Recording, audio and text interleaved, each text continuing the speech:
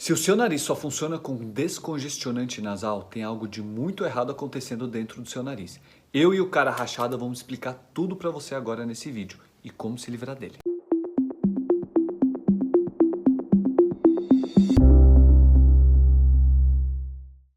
Olá pessoal, sou o Dr. Mohamed Saada, otorrinolaringologista, e hoje eu vou falar sobre o descongestionante nasal.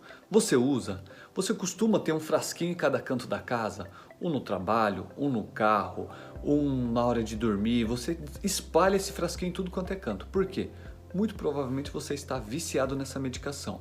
E se o seu nariz só desentope com o uso dessa medicação, tem algo de muito errado acontecendo dentro do seu nariz. É isso que eu vou explicar agora para vocês aqui nesse vídeo. A intenção é que vocês respirem melhor, que vocês consigam entender qual é o seu problema e tentar ajudar vocês com esse vídeo. Mas antes, eu vou pedir para vocês clicarem aqui, se inscrevam agora no canal, ativa o sininho, temos muito conteúdo relevante, nosso canal está crescendo demais e com a ajuda de vocês. Então se inscrevam aqui e curtam todo o conteúdo do canal. E vamos embora para esse assunto, que é um assunto que atinge muitas pessoas. Descongestionante nasal.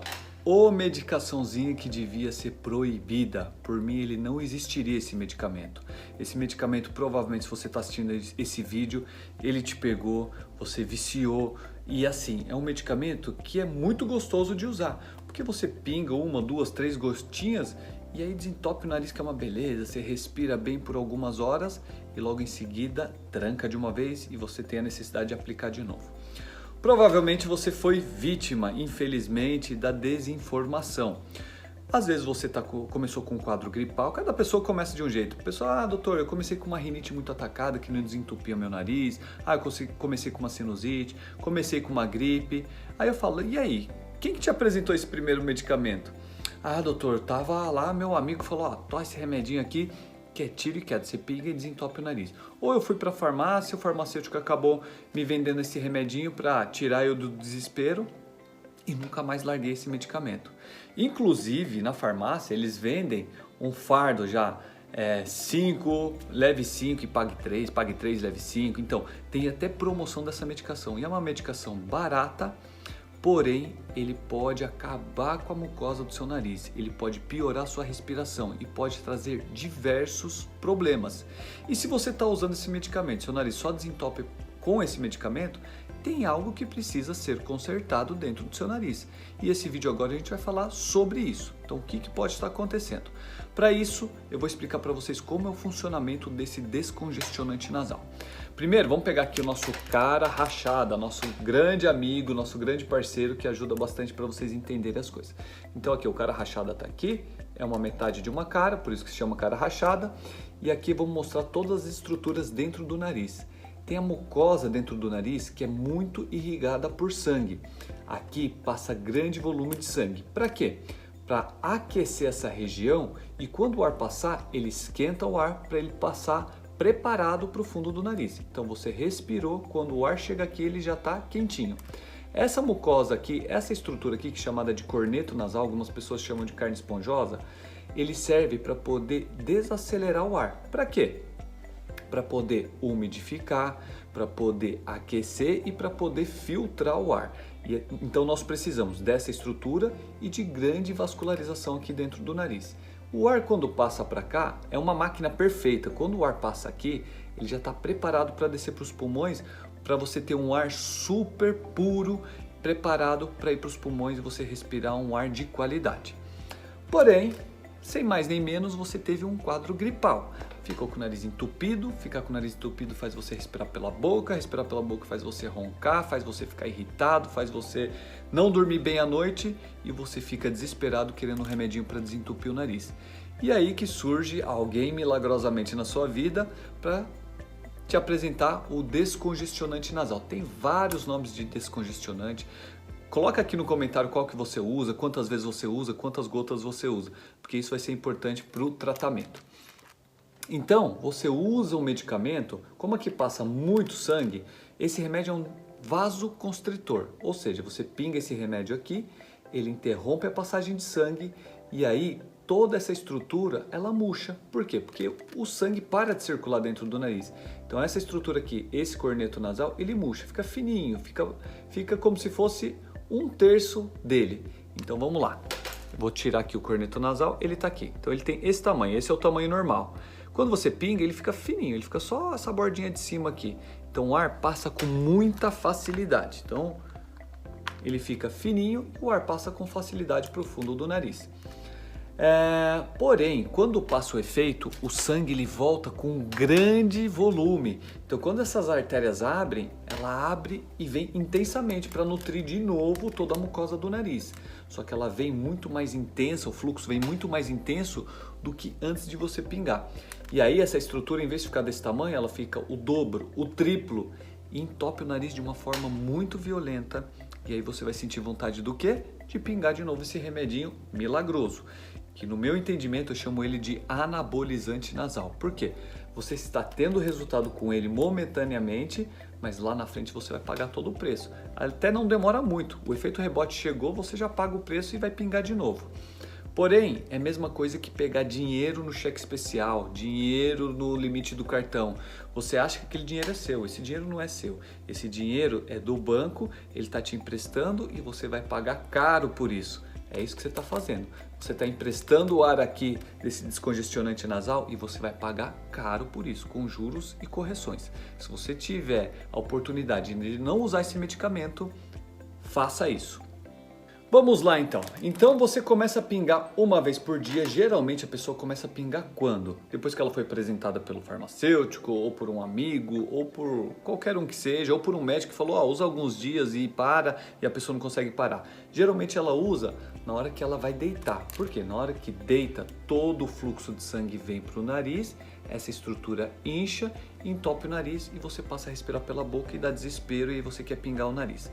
Inclusive, vou recomendar um vídeo aqui para vocês falando deito e o meu nariz entope. É um vídeo que tem muita visualização, seria interessante se isso acontece com você, depois dá uma olhada nesse vídeo, que é um vídeo super interessante, explico tudo, todo esse mecanismo aqui do nariz entupir logo depois que a pessoa deita. Então você vai usar o vasoconstritor, porque o fluxo de sangue vem para essa estrutura, ela incha e aí você vai ficar com entupimento nasal, você pinga o remédio. Aí você vai dormir a noite inteira bem, vai ficar maravilhoso e aí você pode passar o dia, a noite, tudo bem. Quando passa o efeito, efeito rebote.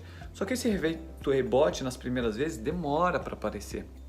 E aí você vai aplicar depois de 12 horas ou só no dia seguinte na hora de dormir. E aí, conforme vai passando o tempo, às vezes no meio da madrugada começa a entupir, aí você vai lá e pinga. Aí depois começa a entupir também durante o dia, aí você vai lá e pinga. Tá acontecendo o quê? Você está perdendo o efeito, seu nariz está acostumando com a medicação e cada vez mais você vai usar doses maiores para desentupir o nariz, tá? E aí a pessoa chega ao ponto de aumentar o número de gotas e aumentar o número de vezes.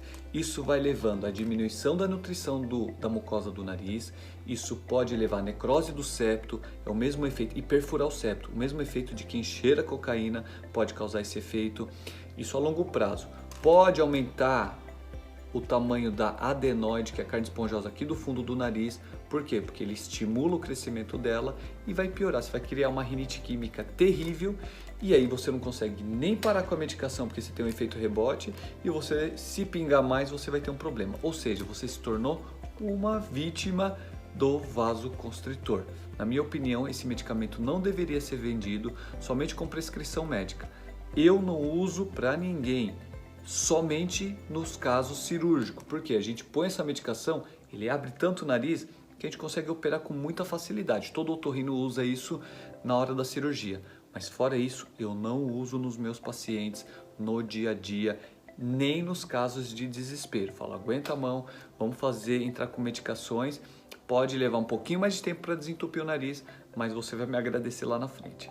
Ok, doutor, mas o que está acontecendo dentro do meu nariz de tão errado que eu preciso usar o vasoconstritor? Tem pessoas que ficam gripadas, saem e não usam essa medicação.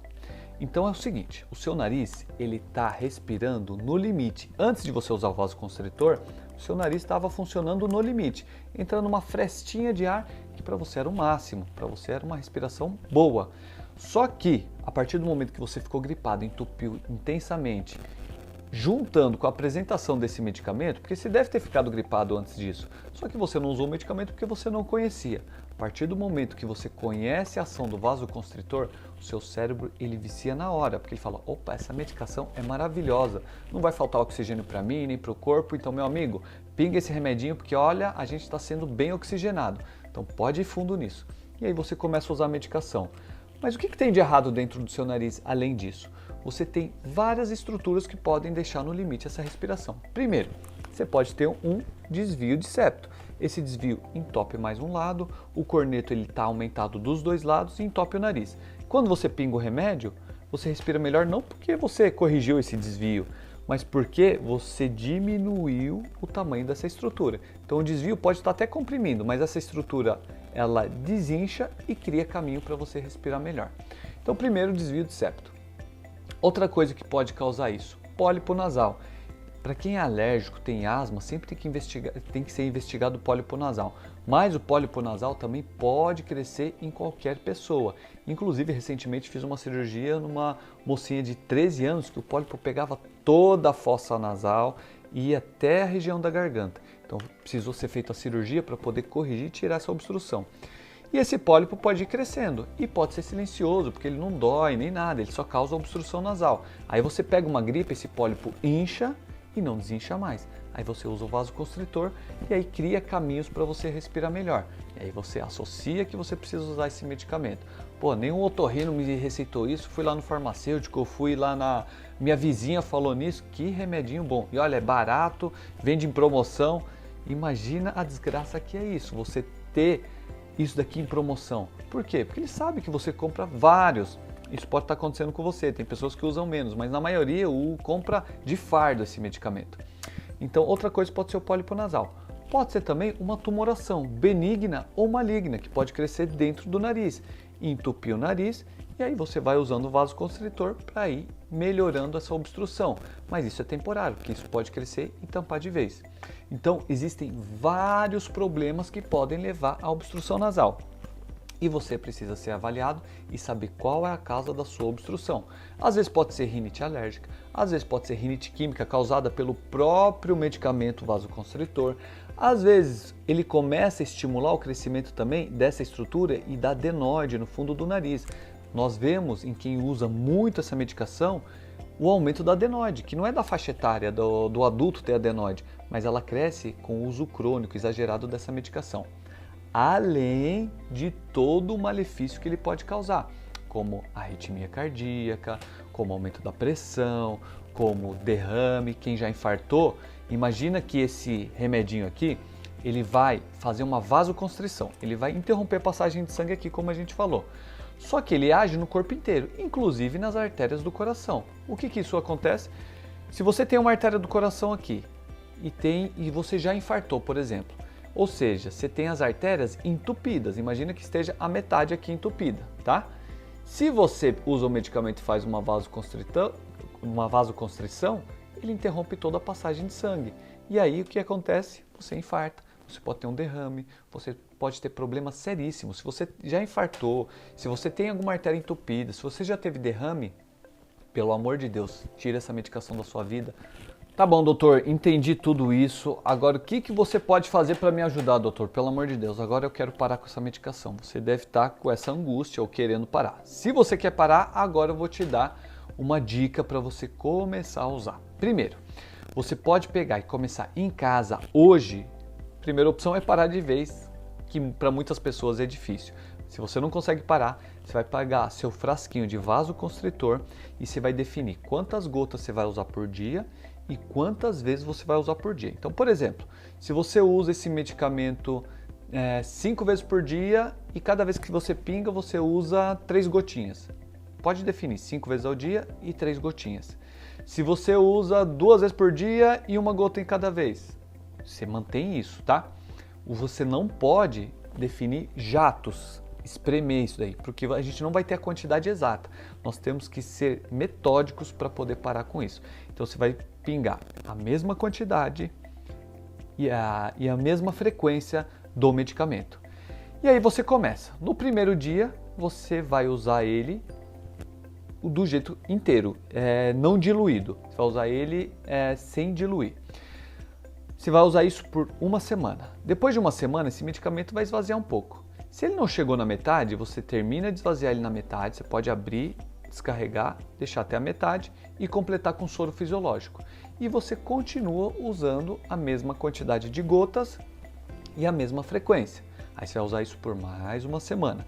O que nós fizemos? Diminuímos pela metade a medicação, porque você diluiu a medicação.